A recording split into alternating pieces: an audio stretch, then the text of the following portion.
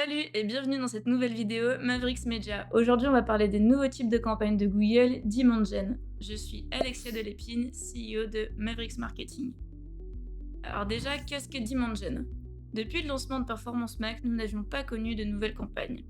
Il faut dire que c'était déjà un gros morceau de migrer, puis de convaincre les gens de passer à la boîte noire qui était PMax. Aujourd'hui, avec PMax, on a enfin réussi à prendre ce type de campagne en main, et Google en a profité pour lancer un nouveau type de campagne, Demand Gen, ou en français, génération de la demande. Ce type de campagne, ce n'est pas des campagnes totalement nouvelles, mais plutôt une évolution des campagnes Discovery.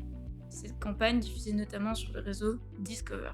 Alors Google avait annoncé dans un premier temps une version bêta qui était disponible courant octobre 2023 et depuis plusieurs mois, les campagnes sont maintenant disponibles à tous. Alors qu'est-ce que Demand Gen? Aujourd'hui, sur Google Ads, on maîtrise l'acquisition, notamment avec les PMax en NCA, le search, on peut exclure les fichiers clients, et on maîtrise aussi du coup le retargeting, où là pour le coup on sait cibler le fichier client. De ce fait, la bonne nouvelle, c'est qu'aujourd'hui sur Google Ads, on est capable de travailler le haut de funnel et le bas de funnel. Mais qu'en est-il de toutes ces personnes in between, aka notre milieu de funnel? Eh bien, c'était là que c'est un peu plus compliqué. Et c'est pourquoi Demand Gen entre en jeu. La campagne Demand Gen, c'est une campagne sur laquelle vous renforcez votre notoriété en suscitant un intérêt durable avec vos produits et services. Vous créez du lien avec votre audience tout en offrant une expérience unique et engageante. Ce type de campagne, on va pouvoir avoir aussi beaucoup de diversité. C'est un type de campagne sur lesquelles vous allez pouvoir diffuser avec votre catalogue produit, vous allez pouvoir diffuser en format carousel et aussi en format vidéo. Alors si je devais aujourd'hui résumer 3 avantages de Demand Gen, je dirais que dans un premier temps, il y a la diffusion. Vous diffusez sur des plateformes plus divertissantes, telles que YouTube avec YouTube Shorts, Discover et aussi Gmail. Ce qui n'est pas à négliger puisque ça représente quand même plus de 3 milliards d'utilisateurs mensuels.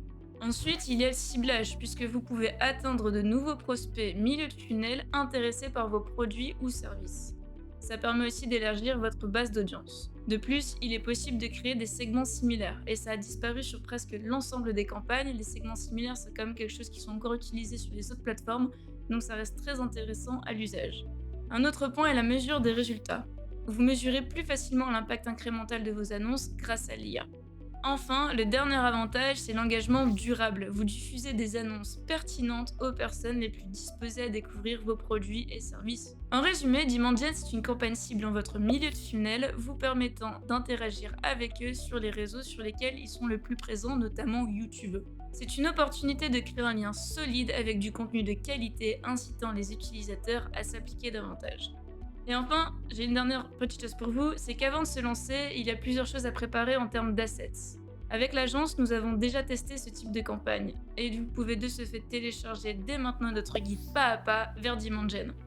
Est-ce que Google a voulu copier Meta avec les nouvelles campagnes Demand Gen? C'est en tout cas ce que nous promettent tous les account managers de Google. On se retrouve dans une prochaine vidéo, en attendant, abonnez-vous!